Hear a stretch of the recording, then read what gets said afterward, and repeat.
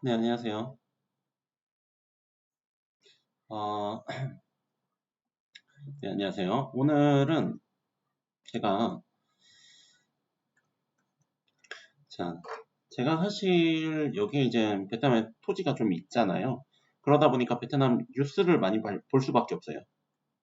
신문이죠, 신문. 물론 인터넷 신문이지만, 인터넷 신문을 많이 찾아봅니다. 왜냐면은 저로서도 이제 베트남 투자를 많이 했기 때문에, 경제를 그래도 부동산 경기 이런 거를 알려고 노력을 많이 합니다. 그래서 뭐 대화도 시도를 해보고, 그다음에 뉴스도 많이 읽어보고, 뭐 그런다는 거죠. 찾아도 많이 보고. 그래서 이제 일단은 베트남의 신문 얘기와, 그다음에 이거 대한민국과 어떤 차이가 있는지를 조금, 말씀을 한번 드려보겠습니다.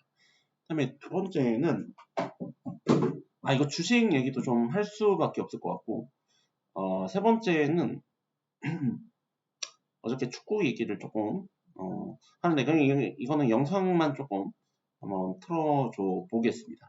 일단은 베트남의 이제 경제가 어떤지는 대한민국이랑 동일선상에 놓으면은 안 된다고 생각을 합니다. 저는.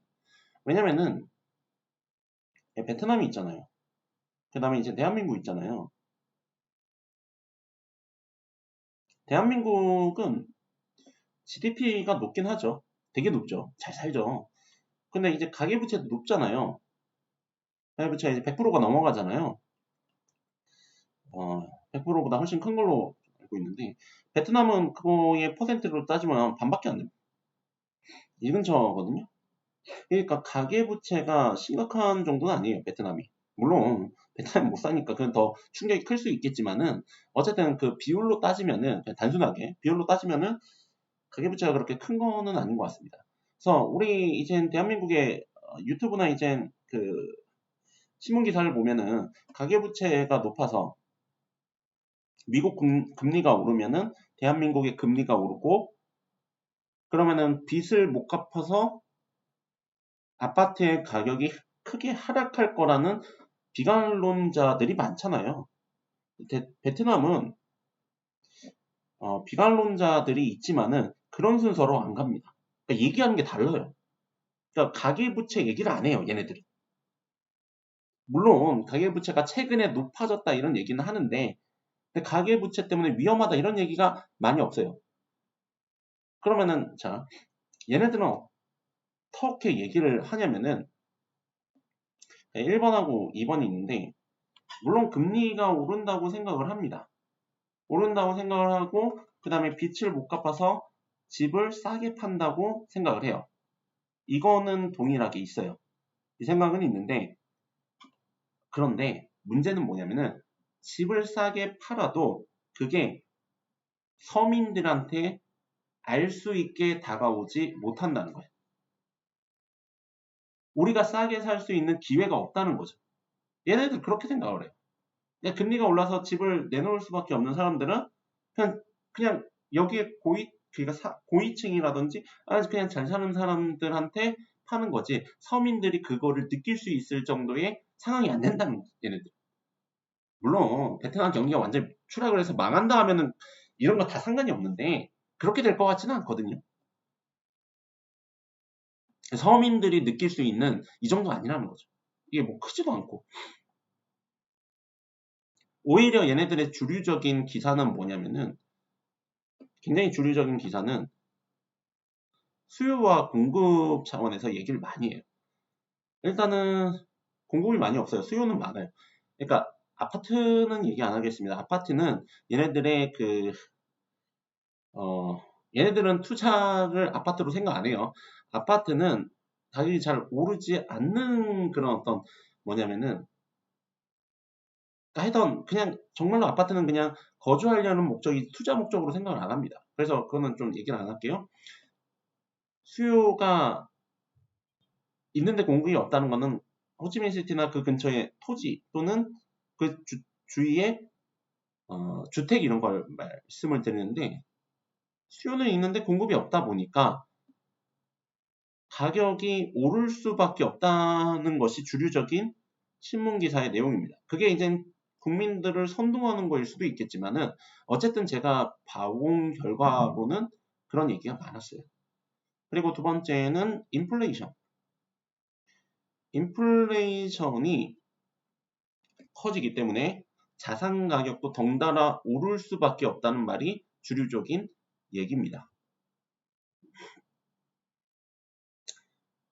인플레이션 당연히 지금 올라가고 있잖아요. 올라가고 있으니까 옆에 있는 쌀도 가격이 오르고 음식도 가격이 오르고 그 다음에 노동의 그것도 오르고 다 오르는데 토지 가격만 안 오른다? 그것도 이상하거든요. 토지 가격은 당연히 그거에 맞춰서 뛸 수밖에 없죠. 그래서 그거를 얘기하고 있어요. 그래서 얘네들이 가장 심각하게 생각하고 있는 문제는 뭐냐면은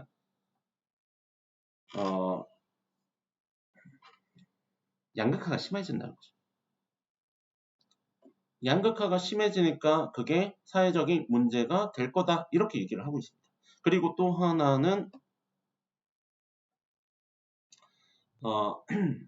유동성이 줄어든다. 그러니까 이 친구들이 유동성을 걱정해야 될 필요는 있는지 잘 모르겠지만은 어쨌든 이제 자산 가격이 많이 올라가다 보니까 매매가 힘들어지잖아. 뭐 다 이제 매도하려는 사람만 있고 매수하려는 사람은 없잖아요. 그러다 보니까 이것도 문제가 된다는 거예요. 예, 매도할 사람은 적당하게 매도를 해야지만이 이제 은행이라든지 이런 데에다가 빚을 갚으면서 이렇게 잘 경제가 돌아갈 텐데 그런 게 좀 힘들다는 거죠, 지금은. 그래서 결론적으로 얘네들도 거품인 것은 인정을 합니다. 근데 어느 나라를 보더라도 자산, 특히 이 부동산은 거품이 아닌 나라가 없잖아요, 사실은. 거품이 아닌 나라가 사실은 찾아보기 힘들기 때문에 여기도 그렇게 거품이라고 인정을 하고 있는 것이 대세적인 흐름입니다. 그래서 조금 말씀을 드리고 싶은 게 뭐냐면은 베트남은 대한민국이랑 많이 다르다. 대한민국은 가계부채가 높지만은 베트남은 그렇게 높지가 않다. 그래서 대한민국 금리가 오를 때 가계부채 때문에 뭐 아파트 가격이 하락할 거다라는 게 비관론자의 얘기라면은 베트남은 양극화가 심해진다. 자산 가격이 올라갈 거는 당연해 보이는데 토지라든지 주택의 가격이 오를 거는 당연해 보이는데 근데 그러면 양극화가 심해지고 그 다음에 유동성이 적어지니까 나라 경기에 좋은 영향은 못 미친다 이렇게 가는 거죠. 그렇게 말을 하고 있더라고요. 베트남은. 그리고 이 주식은 나스닥이 지금 많이 빠지고 있거든요. 나스닥이 굉장히 많이 빠져요. 그래서 사실은 나스닥을 선반영해서 다른 나라 주식도 이렇게 움직이는데 근데 베트남은 약간 디커플링 되는 것 같아요. 이렇게 빠지는데 올라가고 있더라. 저는 이거 진짜 깜짝 놀랐거든요. 나스닥이 떨어지면은 당연히 다른 나라 주식도 떨어져야 되는 게 맞다고 생각을 해요. 저는. 제가 알고 있는 기본적인 어떤 소양으로는. 그런데 베트남은 많이 올라가더라고요, 지금.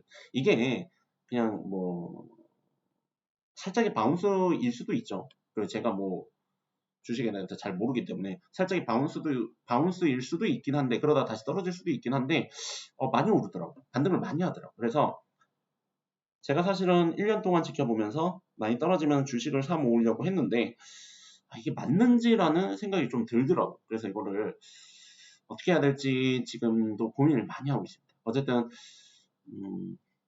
그러고 있고요. 그래 이거 두 개를 저는 종합을 해보면은 그냥 이게 뭐 제가 이제 사람들한테 이거 해라 저거 해라 이런 말씀이 아니라 제가 생각하는 것은 이렇게 되기 때문에 저는 이렇게 할 거다라고 말씀을 드리고 싶습니다. 그러니까 저는 이제 여러 이제 기사들을 보면서 느낀 것은 자산 가격은 늘어날 것 같아요. 가격 자체가 올라갈 것 같다는 거죠. 그래서 여기에 속도가 뭐 붙으려면 조금 더 시간이 걸리겠지만은 어쨌든 베트남의 경기가 좋아지면서 자산 가격이 더 많이 늘어날 가능성이 높다고 생각을 합니다. 그래서 저는 일단은 투자를 계속할 생각이고 토지에 또는 주택에. 다만 아파트는 좀 배제를 하겠습니다. 아파트도 가격이 늘어나요. 안전하게 렌트 주면서 가격이 조금 상승하니까 그거를 이제 투자를 하는 것도 나쁘지 않은데, 그거보다는 확실히 이제 베트남 경우에는 이제 토지나 주택이 많이 오르니까 저는 여기에다가 투자하는 거고, 그래서 저는 이제 계속 투자를 늘릴 생각입니다. 그래서 제가 지금 투자를 또 이번에 하나 생각하고 있는 곳은 한 이 정도 떨어져 있는 곳이고요. 푸미가 되겠습니다. 예, 푸미인데 제가 돈이 많이 없거든요. 이번에 돈이 없어가지고 빚을 내서 아마 구매를 하지 않을까 생각을 합니다. 그러니까 제가 구매한 토지들은 다 큰 도로가 있어요. 큰 도로에 땅을 사요. 저는 그래요. 그러니까 이게 뭐 산에 여기에다 땅 하나 사놓으면은 나중에 개발해서 크게 될 수 있지만은 이거는 조금 저는 위험하다고 생각을 하기 때문에 그냥 이제 큰 도로가 있는 곳에 웬만하면 땅을 삽니다. 그래서 이번에 품위도 도로가 있는 곳에 큰 땅은 아닌데 그 땅을 하나 사려고 그러는데, 여러분들 이거 땅도 사실 회사가 만든 땅인지 아니면은 진짜 나라에서 만든 땅인지에 따라서 좀 많이 달라지거든요. 회사에서 만든 땅은 큰 메리트가 없어요. 나라에서 원래 만들어 놓은 땅에, 그러니까 나라에서 만들어 놓은 도로에 붙어 있는 땅은 정말 값어치가 있거든요. 그런 곳에 싸게 나왔다. 그럼 사야죠. 그런 곳이 있어가지고 제가 지금 알아보고 있는데, 근데 돈이 없다는 거죠. 돈이 없으니까 뭘 해야 돼요? 빌려야 돼요, 은행에서. 근데 얘네들 아시다시피 워낙에 금리가 높아요. 금리가 높다 보니까 이거를 좀 그래요. 지금 그런 상황입니다. 그래서 품위 쪽에 알아보고 있고, 자, 그리고 그 마지막으로 이 베트남이 젊잖아요. 지금 굉장히 젊기 때문에 우리 이제 어저께 축구 있었거든요, 베트남에. 근데 이제 우리나라 이제 2002년도에 월드컵 우승한 것처럼 얘네들도 굉장히 그 거리에 나와서 난리 많이 난리 피우고 막 되게 부쩍부쩍 그랬거든요. 그 모습을 한번 여러분들께 한번 보여드리고 방송을 하겠습니다. 이렇게 보시면은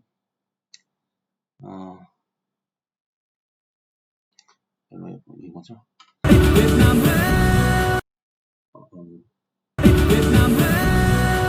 Việt Nam ơi, tự hào hát mãi lên Việt Nam ơi, Việt Nam ơi, Việt Nam ơi, tự hào hát mãi lên Việt Nam ơi. Nơi đồng xanh thơm mướt lúa về nơi nhà nghèo xây sang phố và một niềm tin gieo ca yêu em ơi.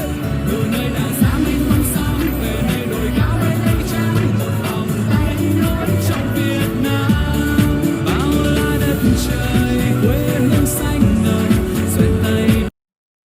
네, 오늘 방송을 이렇게 해서 마무리하도록 하겠습니다. 감사합니다.